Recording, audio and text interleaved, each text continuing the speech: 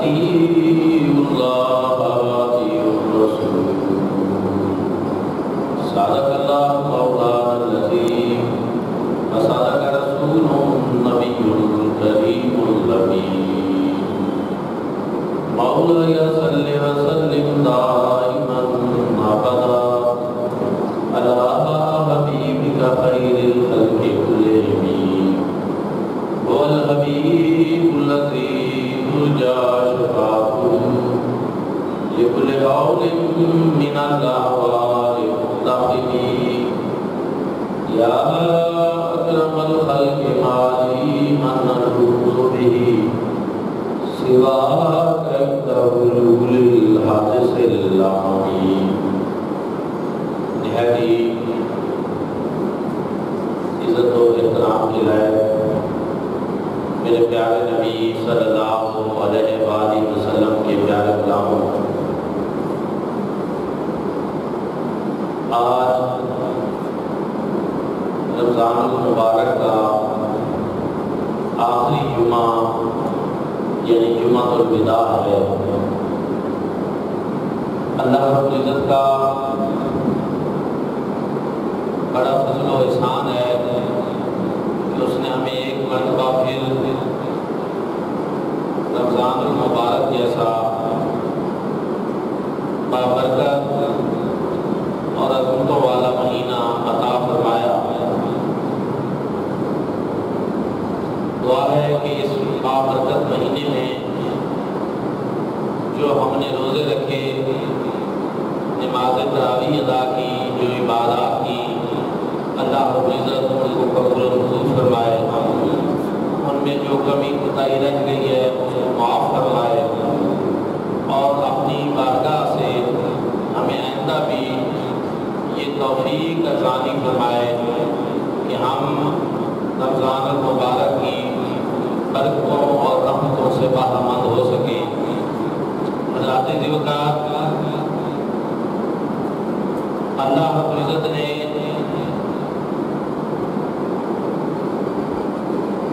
بنی نوع انسان کی رشد و ہدایت اور فوز و فلاح کے لیے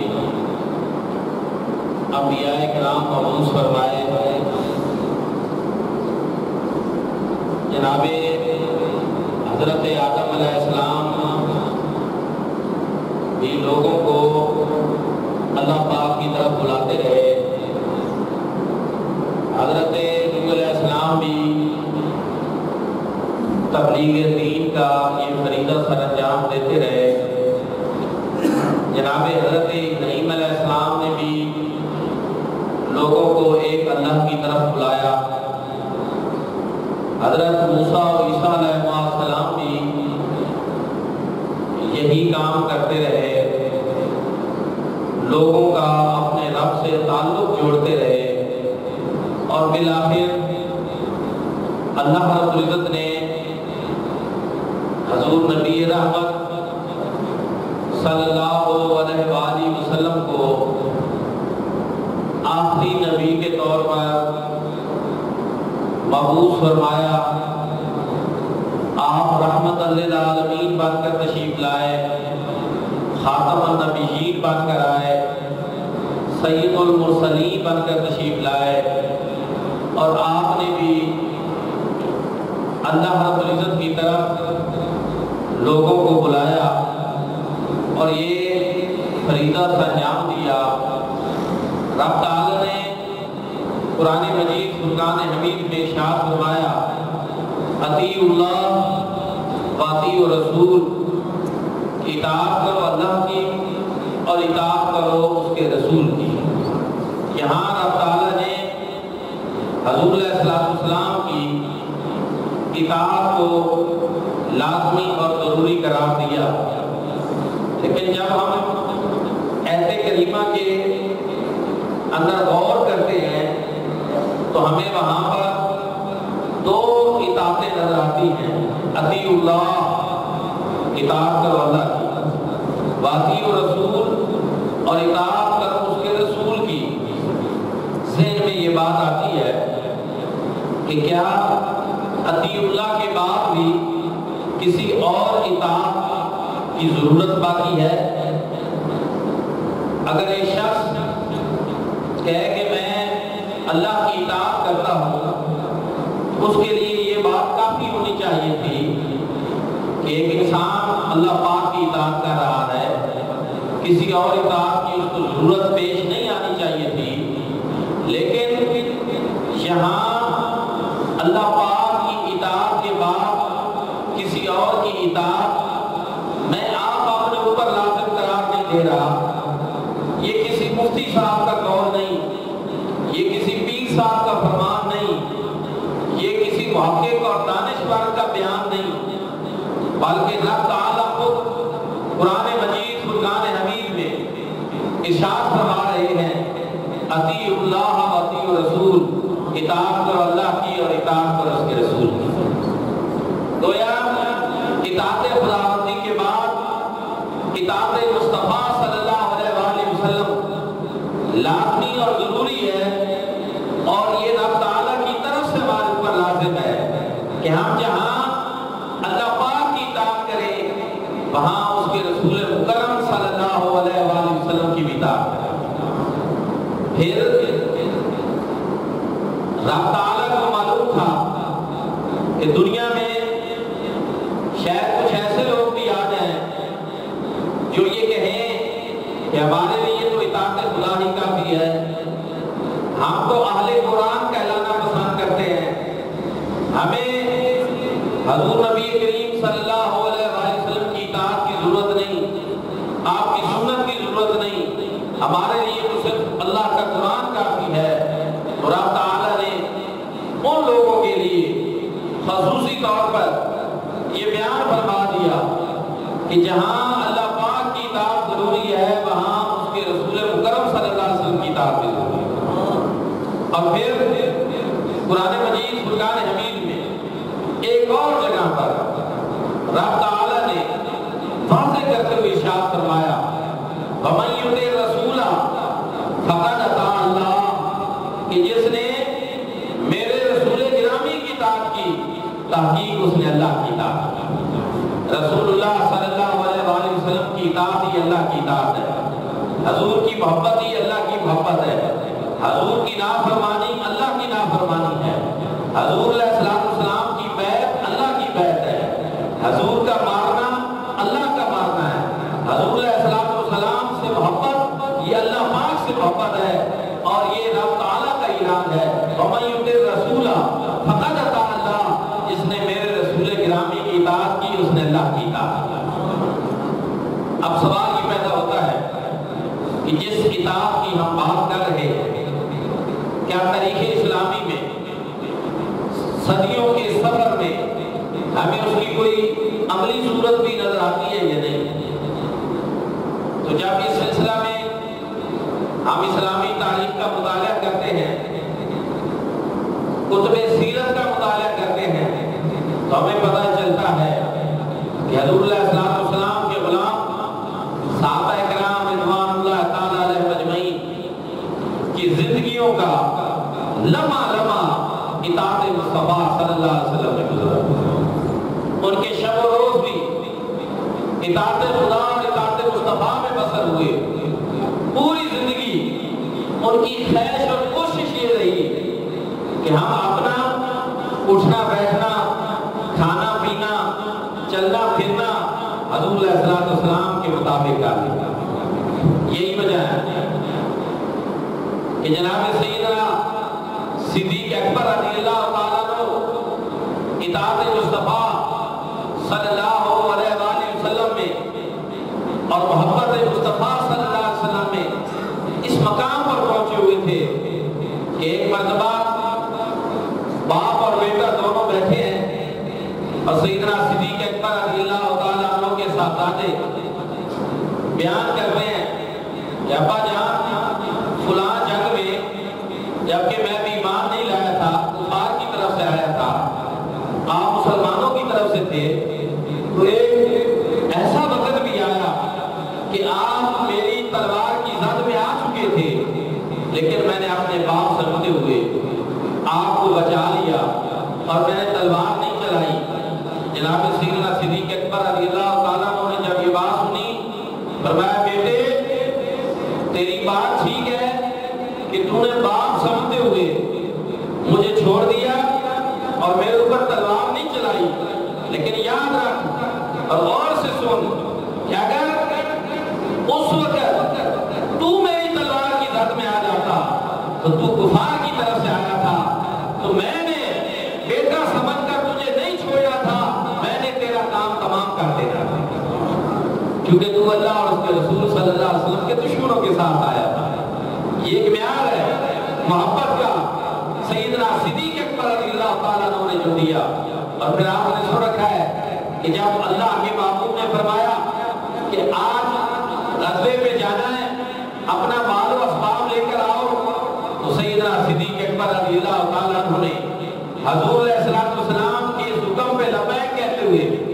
اطاعت مصطفیٰ کی ایسی مثال قائم کی کہ جو دنیا میں ملنا پھر ناممکن ہے کہ آپ نے گھر کا سارا مال و اسباب لے کر حضور علیہ السلام کی بارگاہ میں حاضر ہو گئے، یہاں تک کہ اپنا لباس بھی اتار دیا اور ٹاٹ کے پیوند تھا لباس کو پہن لیا اور اپنے گھر کے جالوں میں جگہ جگہ پہ ہاتھ پھیرے کہ کوئی سوئی بھی باقی نہ رہ جائے، سارا مال و اسباب لے کر حضور علیہ السلام کی بارگاہ میں حاضر ہو گئے۔ سرکار نے پوچھا صدیق اکبر گھر میں کیا چھوڑ آئے ہو؟ عاشق صادق کا جواب آیا ابدأت اللہ و رسولہ، میں تو گھر میں اللہ اور اس کا رسول چھوڑ آیا۔ حضرت اقبال اسی لیے کہتے ہیں پروانے کو چراغ اور بلبل کو پھول، بس صدیق کے لیے خدا اور اس کا رسول، بس اللہ اور اس کا رسول چھوڑ آیا ہوں، وہی میرے لیے کافی ہے۔ میرے بھائیوں اور دوستوں، اطاعت مصطفیٰ صلی اللہ علیہ وآلہ وسلم کی ایسی مثالیں ملنا ناممکن ہے۔ اور پھر ایک مرتبہ جناب سیدنا فاروق اعظم رضی اللہ تعالیٰ عنہ ایک سفر پہ جا رہے تھے، ایک درخت آیا اور وہ درخت بہت اونچا تھا، آپ اس کے نیچے سے سواری پہ گزرنے لگے، اپنے سر اقدس کو نیچے کیا، پھر اوپر کر لیا۔ دوستوں نے پوچھا حضور درخت تو اونچا تھا، اس کی ٹہنیاں اونچی تھی، اس کی شاخیں بہت اونچی تھی، لیکن آپ نے اپنے سر کو جھکایا پھر اوپر کر لیا، ہمیں کوئی وجہ نہیں سمجھ آ سکی کہ آپ نے ایسا کیوں کیا۔ جب دوستوں نے یہ بات پوچھی تو جناب فاروق اعظم رضی اللہ تعالیٰ عنہ نے جواب دیا کہ آج اگرچہ یہ درخت اونچا ہو گیا ہے، اس کی ٹہنیاں اور شاخیں اونچی ہو گئی ہیں، لیکن میری چشم تصور میں آج بھی وہ منظر موجود ہے کہ جب یہ درخت ابھی چھوٹا تھا، اس کی ٹہنیاں جھکی ہوئی تھی اور اسی جگہ سے حضور علیہ السلام کی سواری گزر رہی تھی اور سرکار نے ان ٹہنیوں اور شاخوں سے بچتے ہوئے اپنے سر ناز کو جھکایا تھا، پھر اوپر کر لیا تھا۔ میں تو فقط اپنے یار کی یاد کو زندہ کر رہا تھا۔ وہ کسی نے کہا ہے نا کہ نماز محبت ادا کر رہا ہوں، کسی کی ادا کو ادا کر رہا ہوں، کیونکہ سرکار نے ایسا کیا تھا۔ تو صحابہ کرام رضوان اللہ تعالی علیہ اجمعین کی زندگیوں میں یہی بات تھی کہ کسی بھی معاملے میں کریم آقا علیہ السلام کا عمل مبارک ایسا تھا، حضور اس میں کیا طریقہ اختیار فرماتے تھے۔ پھر جناب حضرت سیدنا عثمان غنی رضی اللہ تعالیٰ عنہ آپ نے ایک مرتبہ وضو فرمایا، وضو فرمانے کے بعد اٹھے، آسمان کی طرف دیکھا اور مسکرا بھی دیے۔ دوستوں نے پوچھا کہ جناب والا کوئی ایسی ابھی بات نہیں ہوئی، کوئی ایسا واقعہ نہیں پیش آیا کہ جس کی وجہ سے آپ تبسم فرمائیں اور مسکرائیں، ہمیں بھی بتائیں کہ کیا ماجرا ہے، آپ اس طرح کیوں مسکرا رہے ہیں؟ فرمایا آج یہاں ایسا کوئی واقعہ نہیں پیش آیا، آج کوئی ایسی وجہ نہیں، لیکن میری ان آنکھوں میں، میری ان نگاہوں میں آج بھی وہ منظر موجود ہے کہ جب حضور علیہ السلام نے اسی جگہ بیٹھ کر وضو فرمایا اور پھر آپ اسی طرح کھڑے ہوئے تھے، آسمان کی طرف دیکھ کر مسکرایا تھا، میں تو فقط اپنے یار کی یاد کو زندہ کر رہا تھا۔ اعلیٰ حضرت عظیم البرکت جیسا عاشق صادق اور حضرت اقبال قلندر لاہوری جیسا عاشق صادق،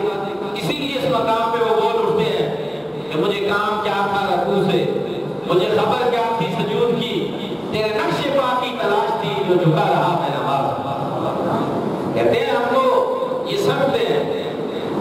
نماز بھی مصطفیٰ کریم صلی اللہ علیہ وسلم کی اداؤں کا نام ہے۔ قرآن مجید فرقان حمید میں نماز کے بارے میں اقیم الصلاۃ، نماز قائم کرو۔ اب ہم نے کیسے قائم کرنی ہے؟ فرمایا اس کے لیے تمہیں مصطفیٰ کریم صلی اللہ علیہ وسلم کی اداؤں کو دیکھنا ہوگا۔ سرکار نے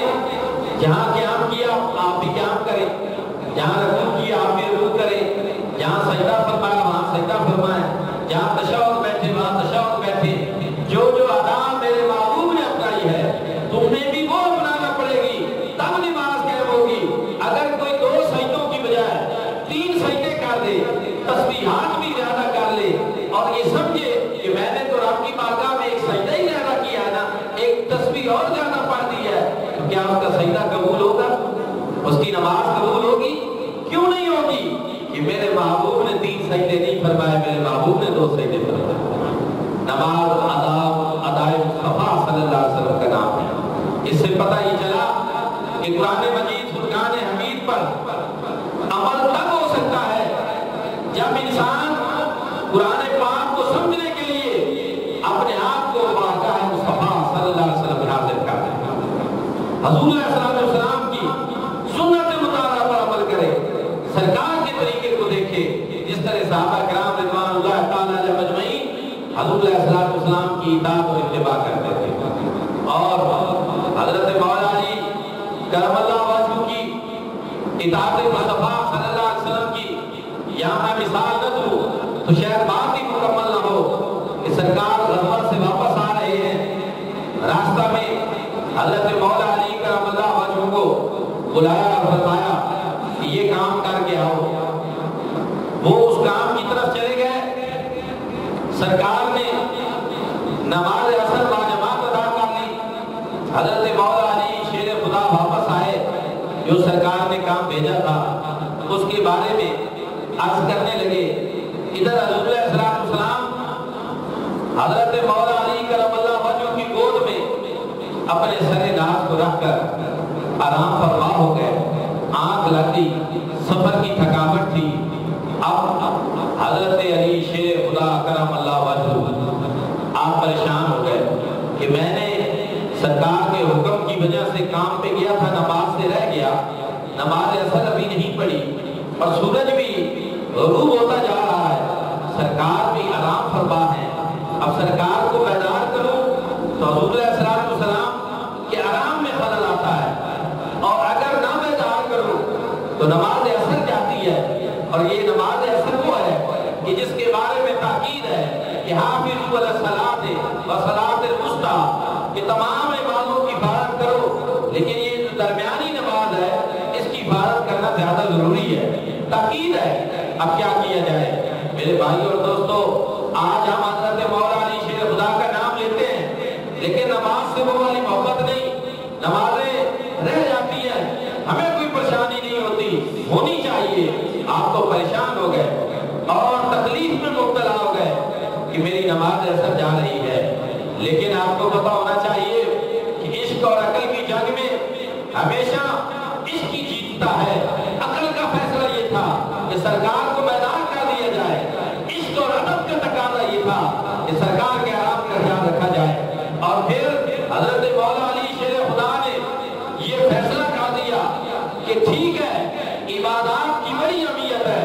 نماز کی بڑی اہمیت ہے، لیکن عبادات سے بڑھ کر مصطفیٰ کریم صلی اللہ علیہ وسلم کی ذات کی اہمیت ہے، اس لیے سرکار کو نہیں جگایا، لیکن نماز عصر قضا ہونے کی وجہ سے جو درد تھا، دل میں جو تکلیف تھی، وہ آنکھوں کے راستے پہ نکلی، اور سرکار دو عالم صلی اللہ علیہ وسلم کے رخ وضحا پہ حضرت مولا علی شیر خدا کے دو آنسو گرے۔ سرکار بیدار ہو گئے، پوچھے ہاں علی بتاؤ، حضرت علی بتاؤ کس چیز نے تجھے رلا دیا؟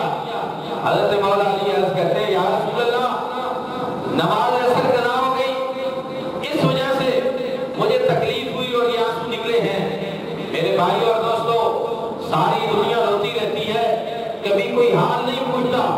وہ یہ نہیں پوچھتا کس چیز نے تمہیں رلایا۔ قربان جائیے حضرت مولا علی تمہارے ان آنسو کے اوپر کہ آپ کی آنکھوں سے آنسو نکلتے ہیں، اور سرکار پوچھتے ہیں تجھے کس چیز نے رلا دیا؟ وہ کسی نے کہا نا کہ کسی کا عمر بھر رونا یوں ہی بیکار جاتا ہے، کسی کا ایک آنسو ہزاروں رنگ لاتا ہے۔ اور ایک اور شاعر بولتا ہے، وہ کہتا ہے تیری آنکھوں سے دو آنسو کا لڑکنا توبہ، ہم نے گرتی ہوئی گناہ کی دولت دیکھی۔ سرکار جب پوچھے کس چیز نے لائے تو مجھ پڑ جاتا ان آنسو کا، قیمت پڑ گئی۔ کہتے یا رسول اللہ نماز اثر کی وجہ سے سرکار اٹھے اور دعا فرمائی اور ساتھ اشارہ فرمایا، اللہم ان علی کان فی طاعتک و فی طاعت رسولک، اے اللہ بے شک یہ علی یہ تیری اطاعت میں بھی تھا اور تیرے رسول کی اطاعت میں بھی تھا۔ فردو الشام تھا، اللہ سورج کو واپس لوٹا دے۔ ابھی سرکار کا اتنا فرمانا تھا کہ سورج واپس لوٹ آیا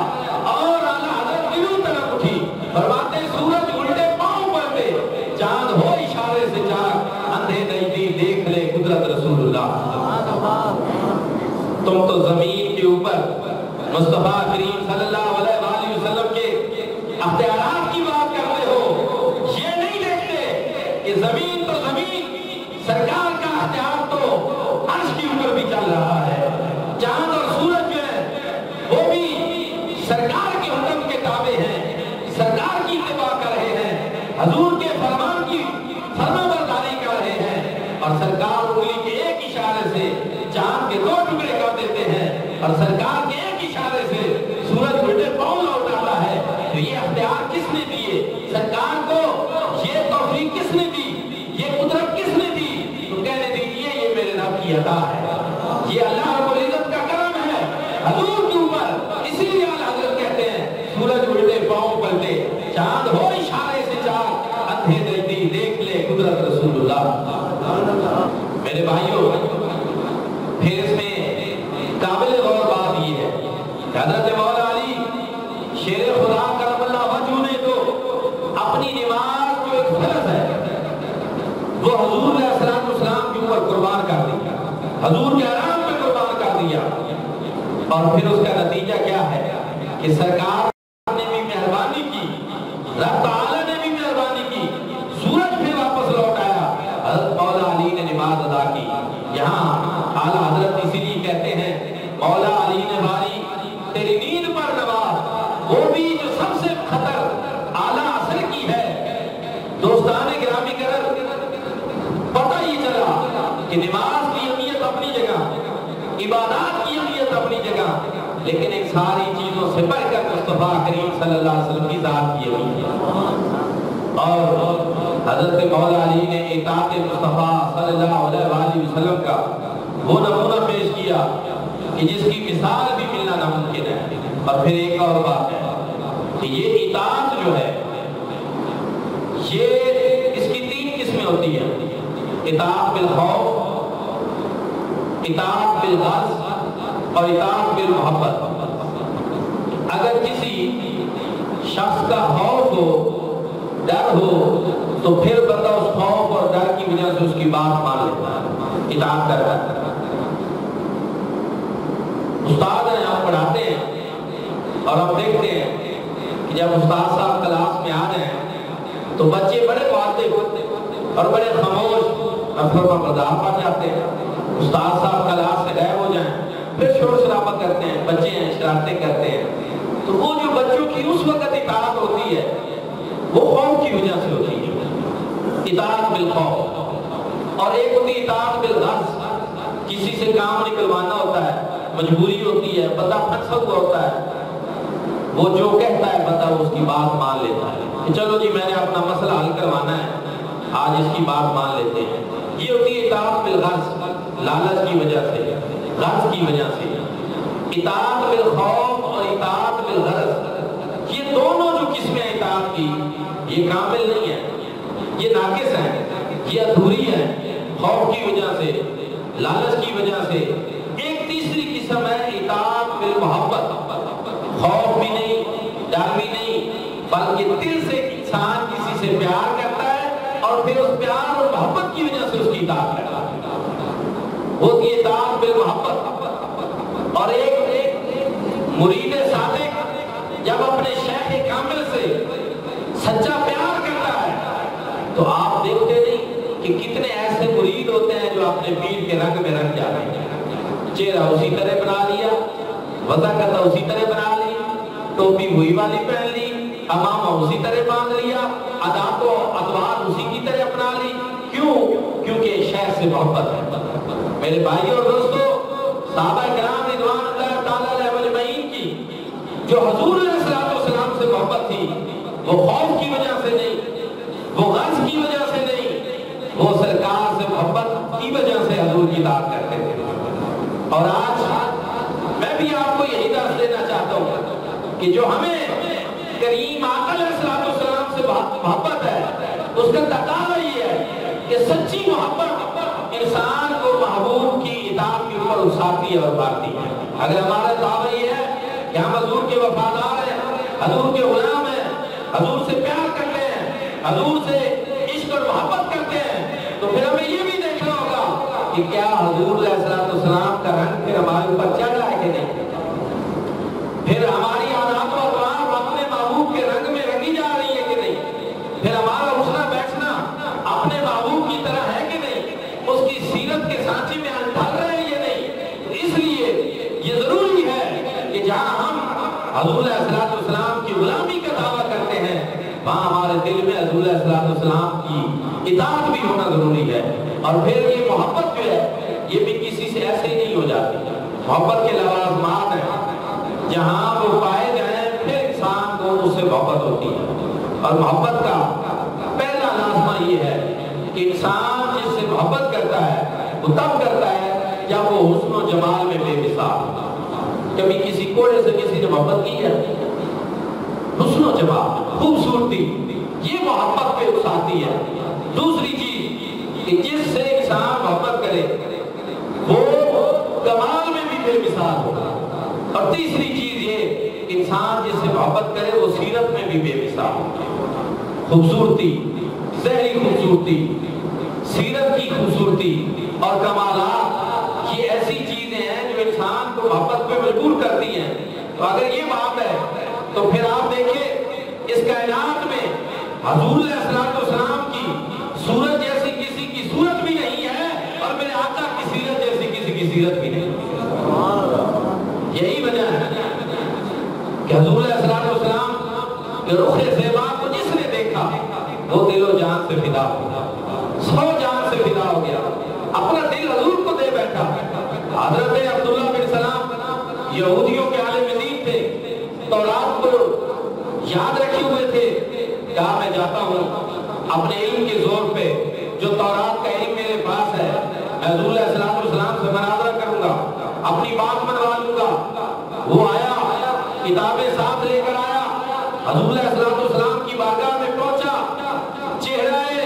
بدوہا پہ پہلی نگاہ پڑی، اپنا علم بھول گیا، کتابیں بھول گیا، مناظرہ یاد نہیں رہا، سرکار کے قدموں میں گر گیا۔ دوستوں نے کہا آئے تو تھے مقابلہ کرنے، مناظرہ کرنے، اور یہ کیا ہوا؟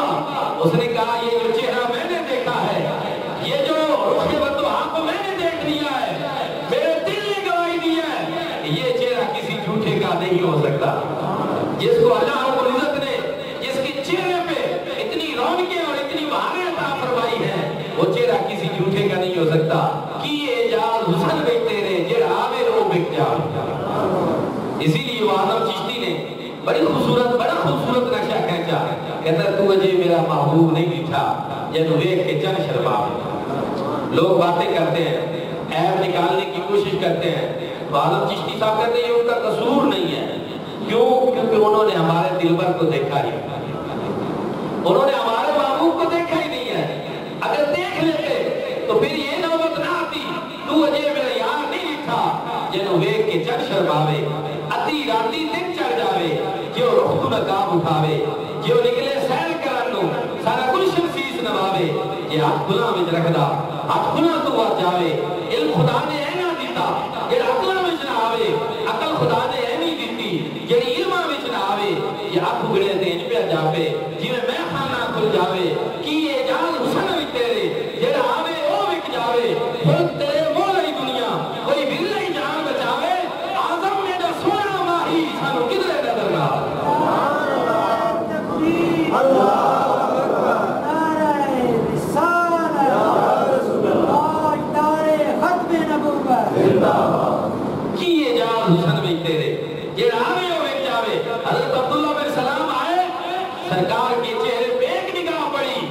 دل و جان سے فدا ہو گئے. اسی لیے اعلیٰ حضرت کہتے ہیں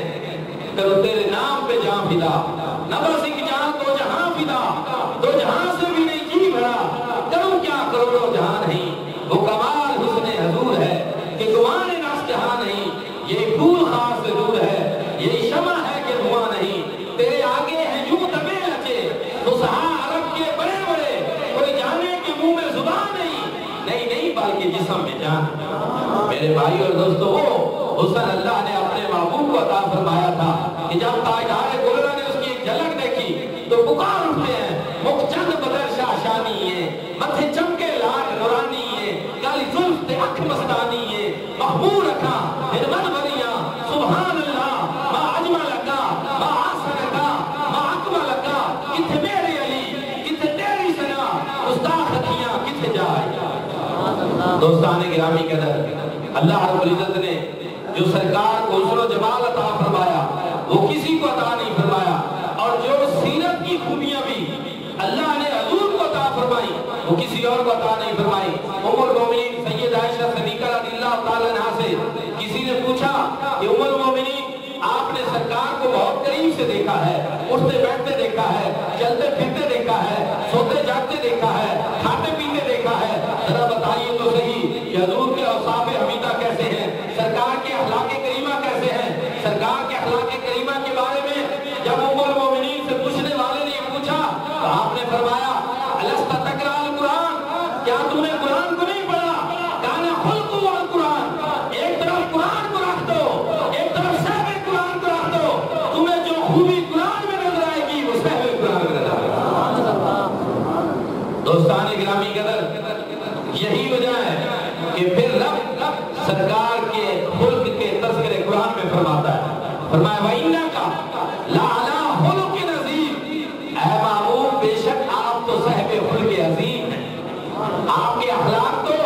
صرف اخلاق نہیں، اخلاق عظیمہ ہیں. اسی لیے اللہ حضرت کہتے ہیں اے کلام الہی میں وَالشَّمْسِ وَضُحَاهَا، تیرے چہرہ نور فضا کی قسم،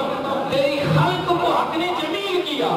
تیرے خلق کو حق نے عظیم کہا، کوئی تو ایسا ہوا ہے نہ ہوگا شاہ، تیرے خالق کے حسن و ادا کی قسم.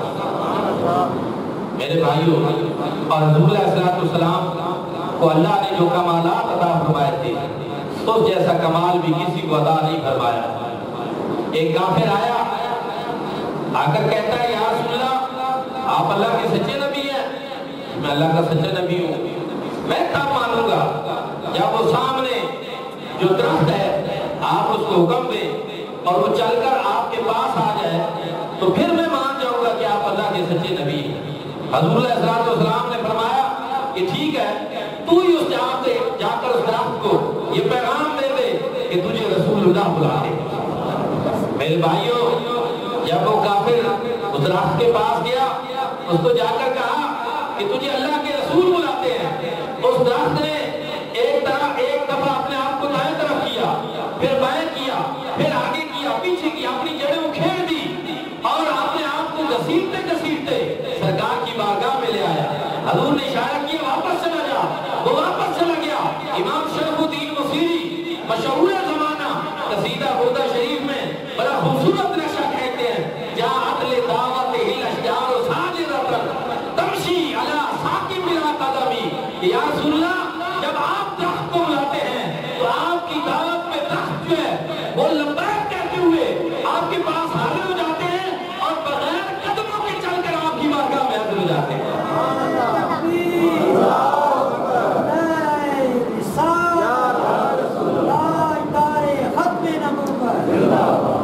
جاءت لدعوت الاشجار ساجدۃ،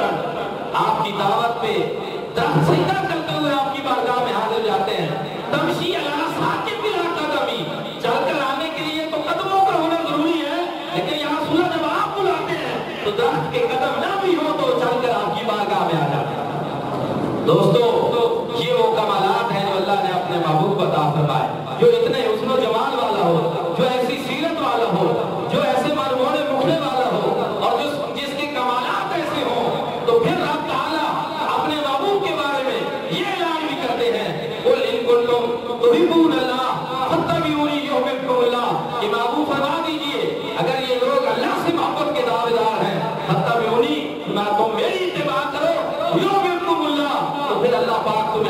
महबूब बना देगा। हजरत इकबाल ने जवाब शिकवा में इसका तर्जुमा अपनी जुबान में कर दिया। कहते कि मोहम्मद से वफा तूने तो हम तेरे हैं, ये जहां चीज है क्या लहो कलम तेरे हैं। इसलिए मेरे भाइयों और दोस्तों, अल्लाह के महबूब सरवर आलमिया सरवर हसीनान आलम सल्लल्लाहु अलैहि वसल्लम से इश्क मोहब्बत प्यार इत्तिबा और हुजूर की इताअत और गुलामी ही ये वो सरमाया हयात है जो इस दुनिया में भी काम आएगा, आखिरत में भी काम आएगा। अपने आप को हुजूर अलैहिस्सलाम के करीब कर लो, और वो करीब इस माना में कि अपनी जिंदगी गुजारने के सारे मामूलात हुजूर अलैहिस्सलाम के मामूलात जैसे कर लो। और अगर तुम चाहते हो कि तुम्हारी जिंदगी एक इंसान कामिल की जिंदगी हो, तुम्हारी जिंदगी एक कामयाब इंसान की जिंदगी हो, तुम्हारी जिंदगी दुनिया के अंदर एक अच्छी इंसान की जिंदगी हो, तो फिर रब का ये ऐलान भी सुन लीजिए, लक़द काना लकुम फी रसूलिल्लाहि उस्वतुन हसना। तहकीक मेरे रसूल गिरामी सल्लल्लाहु अलैहि वसल्लम की जिंदगी तुम्हारे लिए बेहतरीन नमूना। हुजूर अलैहिस्सलाम ही पूरी नस्ल आदम के लिए रोल मॉडल की हैसियत रखते हैं, बेहतरीन नमूना है। आपकी जिंदगी के अंदर एक ताजे के लिए, एक किसान के लिए, एक मजदूर के लिए, एक बाप के लिए, दुनिया के हर शख्स के लिए जो है वो बेहतरीन नमूना मौजूद है। जो जितना जितना अपने आप को हुजूर अलैहिस्सलाम की हयात तैयबा के करीब करेगा, आपकी सुन्नत के करीब करेगा, वो उतना कामयाब कहलाएगा। इसलिए आज के इस जुम्मतुल विदा का यही पैगाम है कि अपनी सीरत को हुजूर अलैहिस्सलाम की सीरत के सांचे में ढाल लो। और आखिर में ये भी कहूँगा कि माशाअल्लाह रमजान मुबारक के अंदर मस्जिदों की रौनक बढ़ी रही, जुम्मों पे भी, नमाजों पे भी, और इशा की नमाज तो हम 20 ज़ैद रकातों के साथ तरावी की अदा करते रहे और रौनकें लगी रही। लेकिन अब जो है ये ना हो कि आज इधर जुम्मतुल विदा है और रमजान शरीफ अलविदा हो रहा है और उधर आप मस्जिदों को अलविदा कह दें। तो मैं ये उम्मीद रखता हूँ कि जो अल्लाह पाक ने हमें तौफीक दी, इस तरह का जज्बा अता फरमाया, अगर हम उसको बाकी दिनों में भी कायम रखते हैं तो फिर ये समझेंगे कि उस रमजान अल मुबारक का हमें फायदा हुआ है और बरकत नसीब हुई है। तो आप इसी तरह इसी ज़ौक़ शौक़ और जज्बे के साथ आइंदा भी जुम्मतुल मुबारक पे आते रहेंगे। आखिर में एक मसला ये भी बताना ज़रूरी है कि हुज़ूर सल्लल्लाहु अलैहि वसल्लम ने फरमाया कि तुम रोज़ा रख कर जो गीबत, गाली गलूज, इस तरह की कोई नाज़ेबा हरकत करते हो, उनकी वजह से तुम्हारा रोज़ा ज़मीन और आसमान के दरमियान मुअल्लक़ कर दिया जाता है। और फिर जब तुम सदका और खैरात करते हो और सदका फितर अदा करते हो तो उसकी वजह से फिर वो रोज़ा जो है अल्लाह पाक की बारगाह में कबूल होता है। इसलिए सदका फितर फर्ज है। हर मुसलमान आज़ाद, आकिल, बालिग और इसका निसाब ज़कात वाला निसाब नहीं है। इस वजह से आम तौर पर भी सारे मुसलमानों को चाहिए कि वो सदका फितर अदा करें, अपने घर के तमाम अफराद का अदा करें, यहाँ तक कि जो छोटे नाबालिग बच्चे हैं उनका भी सदका फितर जो है वो सरपरस्त को देना होता है। तो इस वजह से फिर इसकी जो फजीयत है वो उसका वक़्त है नमाज ईद से पहले पहले। फर्ज जो है ये नमाज ईद से पहले पहले हो जाता है। आप आज भी दे सकते हैं, आप ईद की नमाज की अदायगी से कबल भी दे सकते हैं। लेकिन अगर कोई किसी वजह से नमाज ईद से कबल नहीं भी दे सका तो वो उस वक़्त अपने पैसे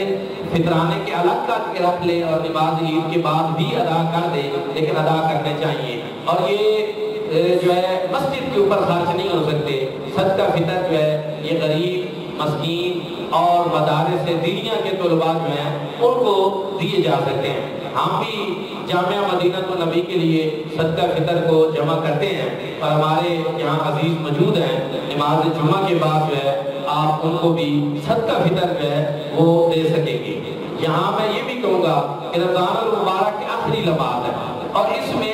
नफली सदके का सवाब फर्जों के बराबर मिलता है, फर्जों का 70 गुना बढ़ जाता है। तो ये जो एक अल्लाह पाक की तरफ से खसूसी पैकेज और खसूसी सेल लगी हुई है नेकियों की,